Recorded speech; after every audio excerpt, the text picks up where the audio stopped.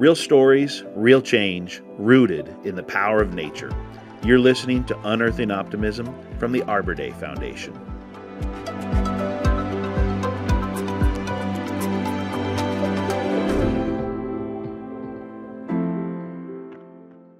Hi, I'm Dan Lambe. Today we're joined by Rainn Wilson, actor, writer, producer, and passionate environmental advocate. While many people know him for his iconic roles on screen, Rainn is working to make the environmental movement more accessible, more human, and even funny.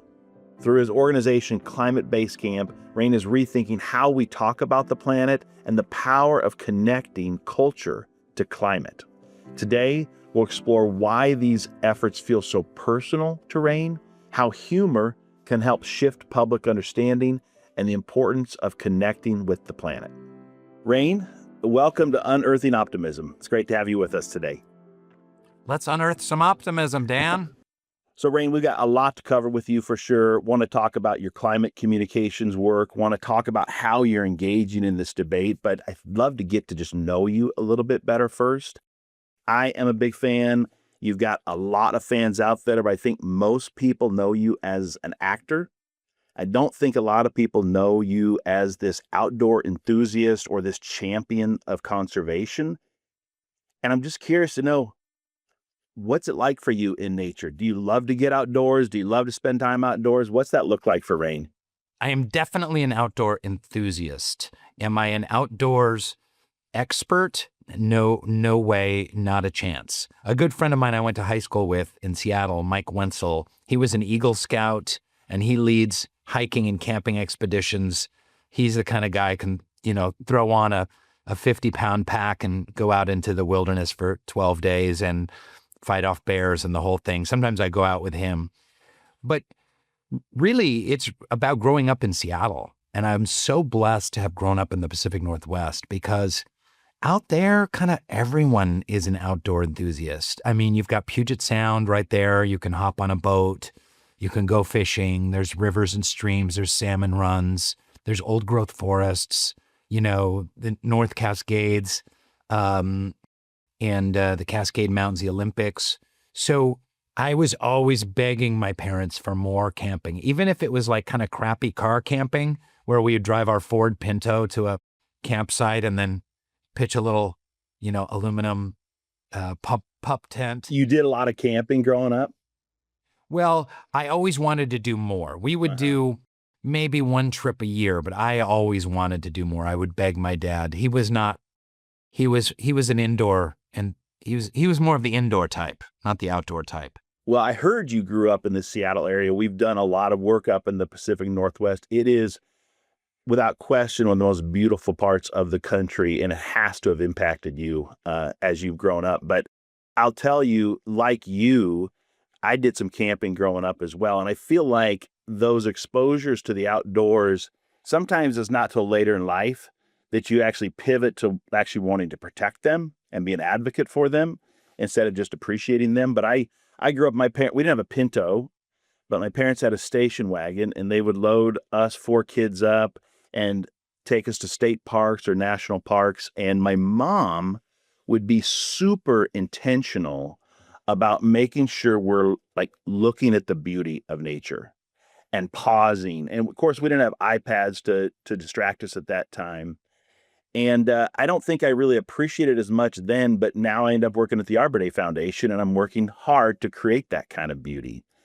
And I'm curious, when did that kind of happen for you? Because you're an advocate now. When did that pivot happen for you from just enjoying and appreciating to wanting to do something about it? That's a complicated and multifaceted question. Part of it has to do with my spiritual path that I have been on. And I won't go into it in great detail, but as I was kind of searching for God and meaning and purpose in my life, and as I was reading more and more about our Native American brothers and sisters and indigenous spiritual traditions, this kind of sinking realization, and I was living in Brooklyn at the time of all places, but this sinking realization happened that the divine and nature are inseparable. And that for hundreds of thousands of years, since humanity's been walking the planet, there was not a distinction between like, oh, here's God, faith, and religion over here, and here's nature over here. The divine, what is holy, what is sacred, is just known through nature. It's known through the seasons. It's known through beauty. It's known through the cycles of life and death. And from the very small, insect on a flower to the totality of the cosmos in the night sky. And we were so, as a species, so interconnected with nature. This kind of was part of my realization that something missing from my spiritual path was a deeper connection. So as I entered that and started, even just meditating outside or hiking more or visiting more, beautiful national parks, realizing that I kind of experienced a divine movement inside and connection through nature. It wasn't something kind of separate from nature. I think a lot of times we build churches and kind of keep nature out for a good reason. We did that for a good reason, but maybe it's time to move out of the churches and back into the cathedral of trees. Were you doing a lot of reading around that, or was it just kind of a self-realization? I mean, you said you were in Brooklyn. There's some amazing parks and green space in Brooklyn.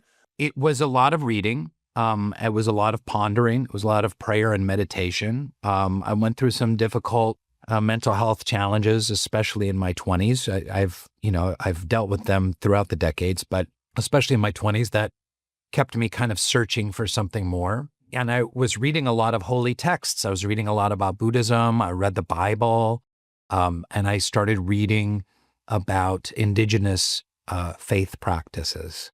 And I learned about this concept from the Lakota Sioux of Wakantanka, and the name is the name for God, and the name translates as the great mystery. And Wakantanka in this tradition is not really a being separate from nature. It's a being reflected through nature, whose power and beauty and majesty is reflected through nature. So I was like, I don't know if I believe in God, but I definitely can believe in Wakantanka. And that just helped me connect on a greater level. I'm thinking of the divine as something other than like an old white man with a beard on a cloud, in the typical kind of Michelangelo perspective. And then fast forward to I was a theater actor, then I was on film and TV, and then, became a celebrity thanks to The Office. Thanks, The Office. Thanks, Office fans. And realized like I had a voice and it was important for me to use my voice to try and make the world a better place. So I've been working with various nonprofits in various capacities, and the environment and climate is something I feel really passionate about, probably from my connection to being a Weeblo. That's as far as I got. Was Weeblo as well. But I have great respect for everyone who made it all the way through to Eagle Scout. It is amazing and impressive. Well, I'm going to come back to some of that celebrity stuff and why you're doing this, but I do know that your engagement in and your approach to talking about the environment has changed. You described yourself as a keyboard warrior back in the day, engaging in the conversation around climate, but you've described how you've evolved into a more inclusive way of communicating. And I'm wondering if you can just share what that realization was and a little bit more about that evolution as a communicator in this space. Exactly like you said, one of the things that drove me crazy and drives me crazy is how the science of climate change has been politicized. And in fact, it's even hard to say the word climate these days because a lot of people have a really adverse reaction, and which is so unfortunate because humans are affecting the climate. I mean, how could we not? We've been belching out, CO2 and heat trapping gases for almost 200 years into the atmosphere, and it just makes total sense, and it's backed up by science and test, data point after data point. So now there's a lot of science deniers, and which also drives me crazy because science just exists. You can't like pick and choose your science. Like, well, I'm I'm going to believe in this science. I'm going to believe in gravity and electromagnetism, but I'm not going to believe in nuclear fission, and I'm not going to believe it. Like, you either take science or you just make up your own set of rules and follow that. So, but my first interactions around that were kind of typical for early days of social media, on Twitter, kind of angry and debating, and I realized that this way was not a path forward. This wasn't doing any good, and that really, since I had a voice, that I needed to do something. I needed to poop or get off the pot, in a way, and put my money where my mouth is. That's when I started looking into climate and environmental causes a little more deeply. I came across a wonderful woman named Dr. Gail Whiteman, and she's not only a climate scientist, but also a climate communicator. And she actually started in advertising. So she knows ways to deliver science and data points, that are effective. Because what I learned, the first thing that I learned, Dan, did I say damn? You Dan, did. damn you, Dan. Damn, Dan. The first thing that I learned was that most people working in the environment are always just preaching to the choir. So if they're making videos or making content or delivering messages, it's to people who already feel like them, or else they're in a fierce debate with kind of the opposite side and butting heads, and that's no good either. But there is a large audience in the middle, and this is what I love about your foundation is, everyone can get on board with planting trees. Everyone can get on board with clean air. This is something that unites us. We love trees. We love clean air. Let's just focus on that. And how do we message that most effectively to a mass audience, to people in Nebraska, who might be confused about climate science because they're getting different data points coming in from different directions. We have to be really loving and patient with them and build bridges that unite us. I'm telling you, Rainn, that's how we feel. We feel we've got this unique opportunity through trees to be uniters, because trees are about the one thing that everyone can agree on. And we feel that responsibility. So I love that approach to how are we communicating in a more inclusive way. But I know climate has been personal for you even. I know you've had to, my understanding is you and your family have had to evacuate maybe 4 times in the last several years from wildfires. My wife even coincidentally sent me a video of you sharing damage to one of your homes because of fires. And that has to have an impact on your perspective in this whole debate. Would you be willing to just kind of share how that has altered some of your perspective? I have, in the last 5 years, had 4 evacuations. The first evacuation was at our old house in Agora Hills, California, and that was the Woolsey fire, and that was 21, 22, and our house barely got saved thanks to our industrious neighbors that sprayed our roof down with hoses, snuck back in past the firemen and the codron and went in and sprayed down the house. Thank you, neighbors. And then we have a family cabin up in Central Oregon, and we went up there. We had to evacuate that. That was about 3 years ago. And then our house here in Ventura County, there was a series of fires that hit up in Ventura before the big Palisades fire and before the Altadena fire. It was called the Mountain Fire. About 100 homes were lost. It didn't really make the news because it was fairly small. Our neighbor's house right up the hill up here burned down. Our neighbor's house right down the hill here burned down completely. And we lost essentially big chunks of 2.5 rooms. And it's been over a year now, and there's still workmen crawling around fixing it. We haven't moved back into our bedroom. And then we took a nice vacation. We went back up to our family cabin this summer. We're like, we're just going to relax for 2 or 3 weeks up there. And we had another evacuation, and the flames were less than a mile. We had to go crash at a friend's house. It was just awful. So, in terms of fires, I've experienced them firsthand on a number of occasions, and I tell you, it's incredibly unsettling. It's, when your home is threatened, Yeah. there's a kind of a set of feelings and anxieties that are unlike anything I've felt before. It's very off-putting. I'm sorry you had to go through that with your family. It's got to be incredibly disruptive. Unfortunately, more and more work we're doing at the Arbor Day Foundation is in response to natural disasters, not just fires, but hurricanes and tornadoes and floods, and not just in the U.S., but around the world. I had the opportunity to be in Los Angeles this last spring looking at and working with partners like California Fire, Fire and Forestry, local nonprofits about assessing the damage from those recent fires, and then figuring out how we can come in to water those trees that did survive and ultimately begin replanting and restoring. But one of the things I always observe in those recovery efforts, and I bet you experience as well, is there's a resolve and a resiliency in those communities. Those people, like, they want to bring life and hope back to those communities, and trees are a part of that. And it's just something that is a growing part of what we do. I bet you have felt some of that in your experiences as well. The way that communities have pulled together and the resilience that they've shown, kind of mirror the resilience of trees. Like we're here, it's essentially kind of a farm orchard that I live on. It's almost 6 acres, but we lost 130 trees out of our orchard. All of our irrigation lines burned, our sprinkler system burned, melted into the ground.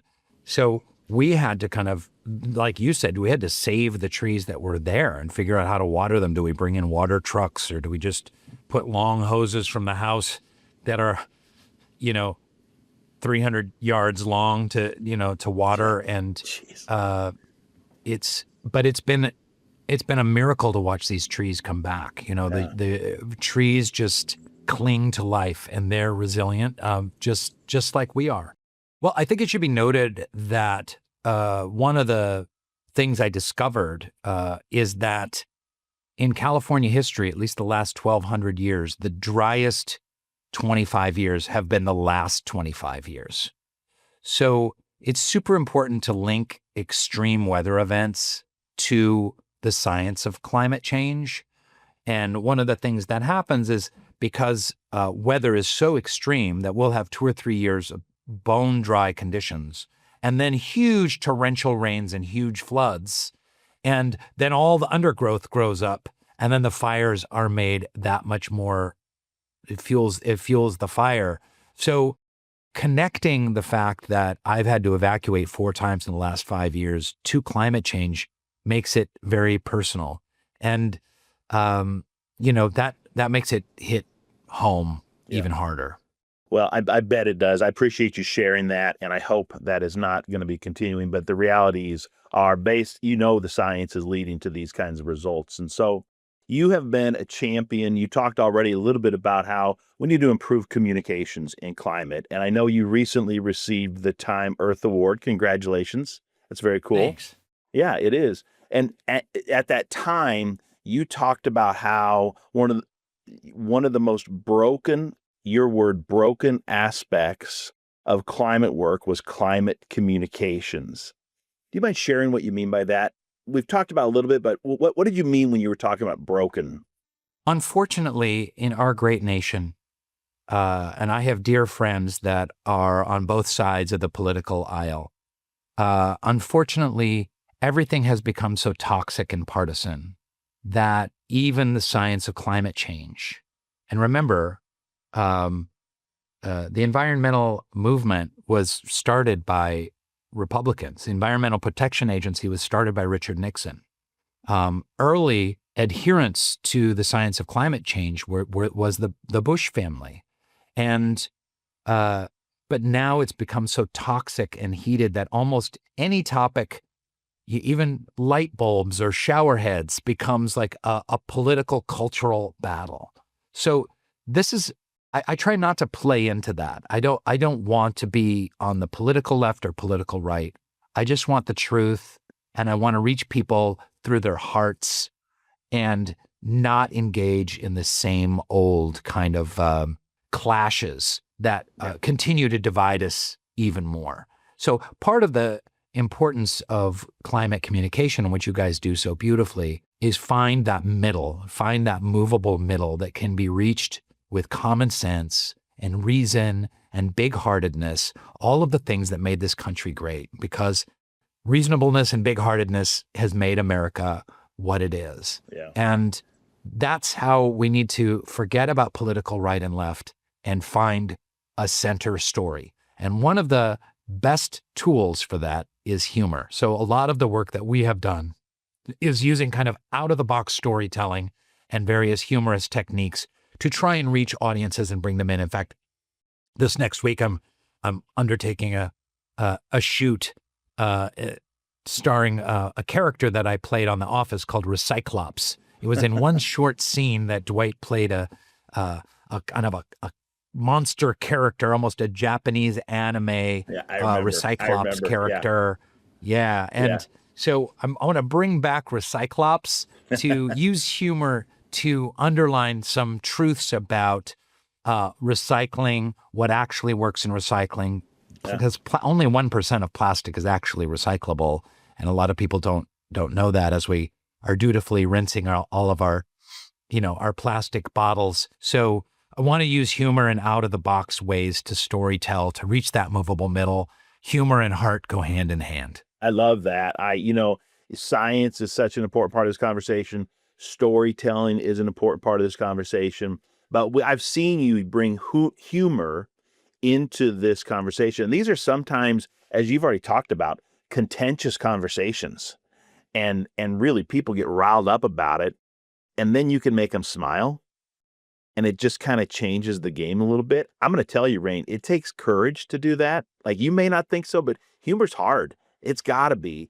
And I'd love to hear you talk a little bit more about why and how you're trying to bring humor into this debate, this conversation. I shouldn't say debate, but bring humor into the conversation. Yeah, if you can get someone to laugh, you can get them to open their mind and open their heart.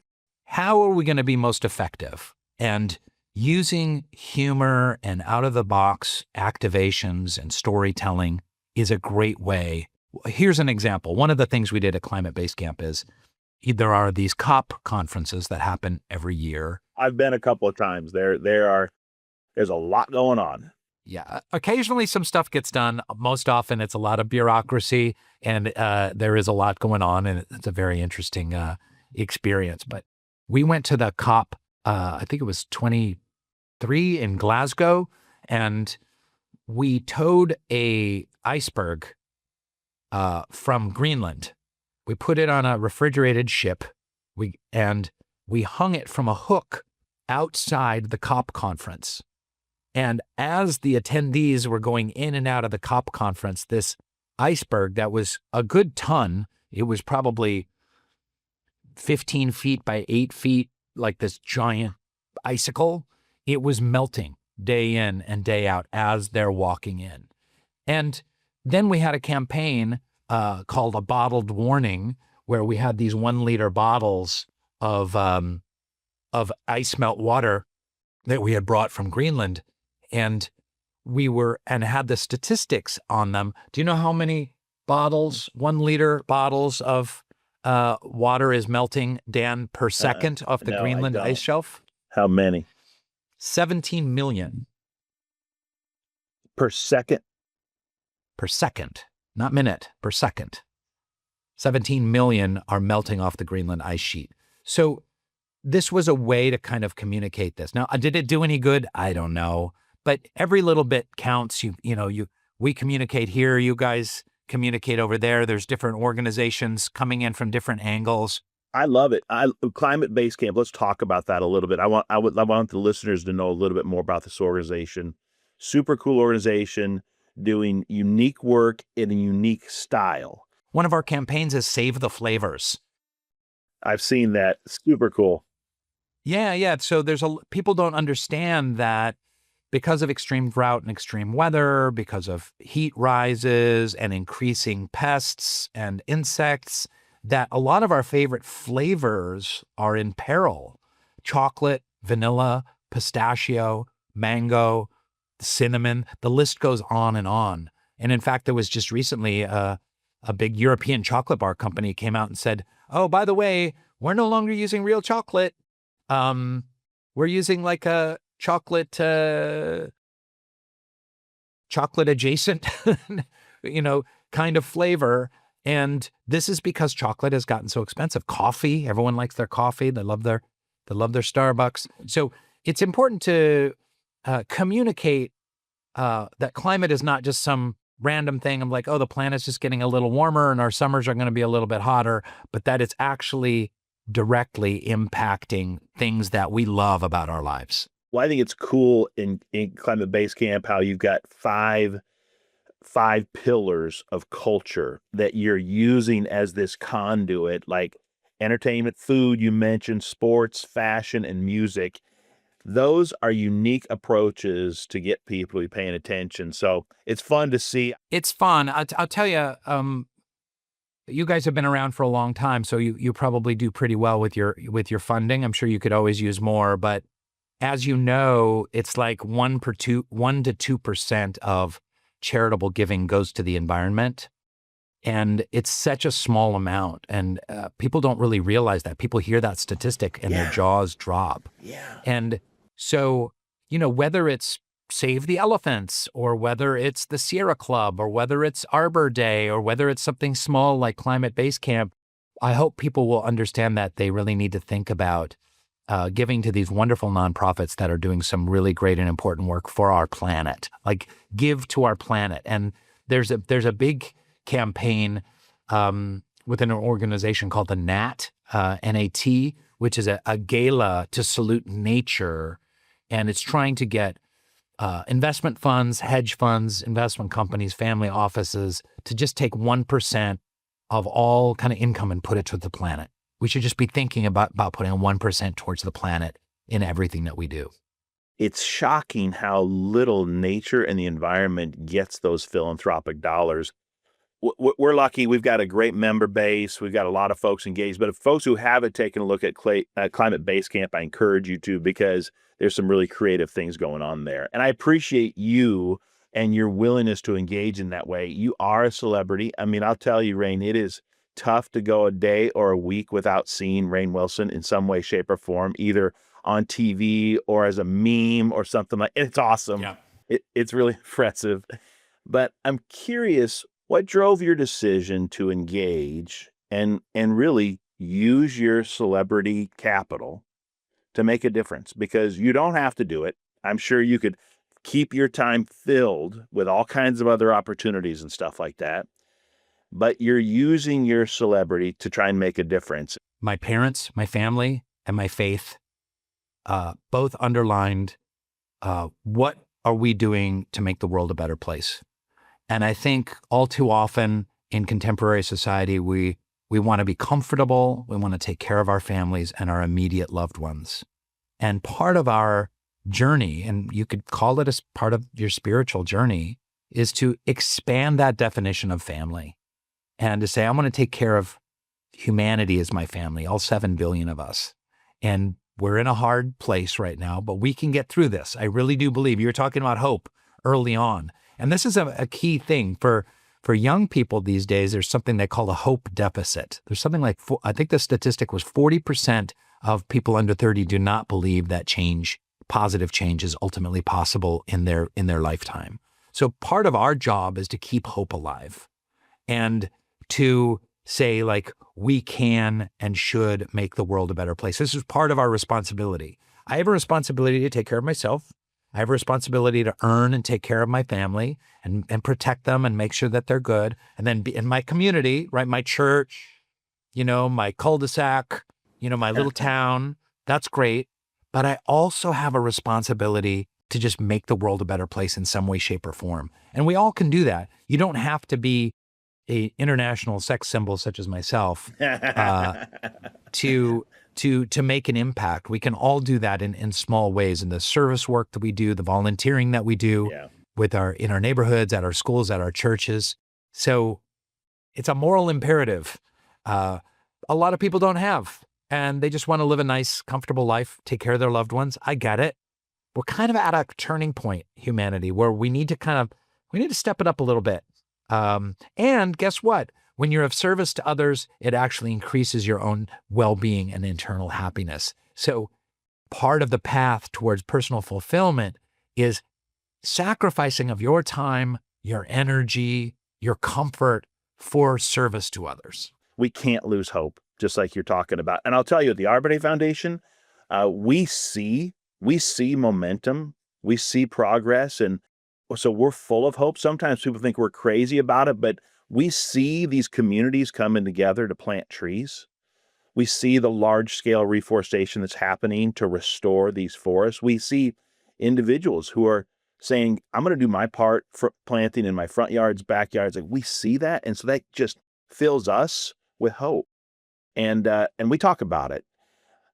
There's a lot of tough things going on. We're not naive. There's a lot of challenges out there. But for you, what's giving you hope in this moment? What's giving me hope is the change, just as you addressed, that's happening at the grassroots. And it's communities coming together, putting aside their political differences and saying, I'm not even going to work with the Democratic Party or the Republican Party. I'm not going to engage in partisanship. So at that community level, on your cul-de-sac, at your church basement, at your school, at the local, place to volunteer. There's in Cedar Rapids, Iowa, there's a place called the Fountain of Youth Foundation that I've done some fundraising for. Little places like that are just trying to make the world a better place. And that's where I see diverse people coming together, putting aside their differences and sacrificing their time, energy, and their money to make little steps and progress forward. And a tree planting is a great way to do that. A local tree planting in a small town, in your downtown, in a park, like you're leaving trees for generations to come. What is that? You've got to know that famous quote about you plant a tree for your grandchildren or something like that. The best time to plant a tree was 20 years ago. The second best time is today. But you're right. The trees, look, there's lots of great things you can do. But planting trees, it connects cultures, it connects neighbors, it connects generations, it connects communities. And so, look, we love it. We think it's really important. And also just connecting with green space and trees, period. We know about 80% of Americans through some of our survey know that being near trees and green space improve their health and their well-being. And it's critical. I'm sure you've seen it. You probably feel it. It reduces anxiety. Parents, take your children, take their phones and their iPads out of their hands and take them outside and plant some trees and get those kids out into nature. Daily, a daily interaction with nature and a weekly deeper interaction with nature and a monthly even deeper interaction with nature. This is great for their mental health. It's great for the planet. It's great parenting. It's win-win all around. So, Rainn, thanks for pushing trees. We always appreciate that. Let me ask you, you said you grew up in the Pacific Northwest, some amazing trees and forests up there. One of the questions I always ask my guests is there a favorite tree story you have? A favorite tree, a favorite memory of a tree planting? Is there any kind of story you could share with us, your connection with trees? I've had so many great interactions with trees on hikes. I mentioned kind of a cathedral of trees. I remember this experience once camping in the Olympics and walking down this trail. The group went on a hike. I wasn't feeling very well and I stayed back, but I just kind of wandered around the campground and I wandered into this glade with old growth trees and it was empty in the middle. And the way the light shone through and there was just a deer standing there in the middle of this glade and these trees going up hundreds of feet. And, I just felt the divine beauty in a place like that. But I did want to mention that when I grew up in suburban Seattle, we had a plum tree in our backyard and I had a very special relationship with that tree because every winter it would lose its leaves and every spring it would gain leaves and then it would blossom and those blossoms would turn into fruit. And I would eat like 100 plums until I got sick, till my stomach was the size of a bowling ball. And I could climb in it and sit in the tree. And when I kind of needed alone time, I would sit in the tree. And it's like that Shel Silverstein book about the tree, and The Lorax was right, Dan. The Lorax was right all Amen. along. Yeah. But that's I great. have a friend who teaches at Bard College, and he teaches these classes on poetry and creativity. And one of the assignments he gives the college students is he says, pick a tree. And this is your special tree for the rest of the school year. And I want you to check in with this tree every time you pass it. Once a week, I want you to go visit the tree. I love want you to that. meditate in front of the tree and notice the tree, notice the changes in the tree, where it might be healthy, where it might be unhealthy. I want you to write in front of the tree, connect, commune with the tree. And this sounds like hippy dippy stuff, but it really, the kids love it, I bet. to kind of have their special connection to a tree. And just like I had to that plum tree in my backyard. Thanks for sharing all of those examples and stories. People just have emotional connections with trees. It doesn't matter your age, doesn't matter your political affiliation. I mean, trees, doesn't matter where you are in the world. Trees are just really powerful, and we're fortunate to get to do what we do. And listen, we're fortunate to get to visit with people like you. And thanks for what you're doing, Rainn. Honestly, thanks for entertaining us for many, many years. You are truly a special talent. But thanks also for putting that celebrity to work to try and make a difference at the community level, like you are, and on a much more global level. We're proud to get to work with people like you. And thanks for being a champion of trees. And thanks for joining us today on Unearthing Optimism. Thanks, Dan. I love the podcast, love what you're doing. And it's been such a privilege to get to learn about your wonderful organization. So happy to be here. Thank you. That's all for this episode. As we seek to create a better future together, let's remember that creativity, positivity, and a deep love for the natural world can be a force for meaningful progress. To our audience, thank you for tuning in to Unearthing Optimism. If today's episode moved you or inspired you, we hope you'll subscribe, leave a review, and share the show with a friend. Until next time, keep planting those seeds of hope.